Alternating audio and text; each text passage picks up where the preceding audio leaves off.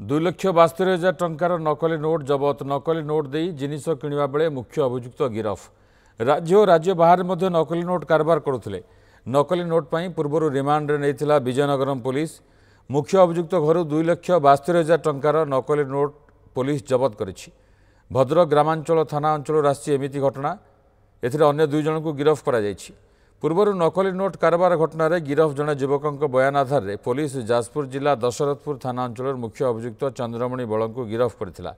चंद्रमणि घर 2,72,800 टंकार नकली नोट मिली से कलर प्रिंटर रे नोट छापिया सह काच साहाय्य कटिंग करथिले। जमानबंदी आधार करी इंट्रोडक्शन कराला पर से कहले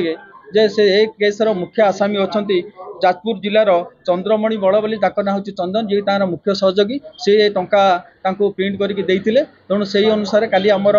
रेड कराई जो चंद्रमणि बड़ जी अच्छा घर है दशरथपुर थाना एरिया दशरथपुर जीपी से रेड करा घर प्राय छंचिड़ा बोली जो गाँ अच्छी घर प्राय आमर 2,72,800 टंका आम जाली नोट सीज करूँ सीज कलापर आम जाना पारे से आगुरी बहुत केस रे इनवल्व अच्छा आगुरी जाजपुर टाउन थाना से फरड होते से किसी दिन जाई विजयनगरम पुलिस आंध्र पुलिस आसी जाली नोट कारबार रिमांड नहीं से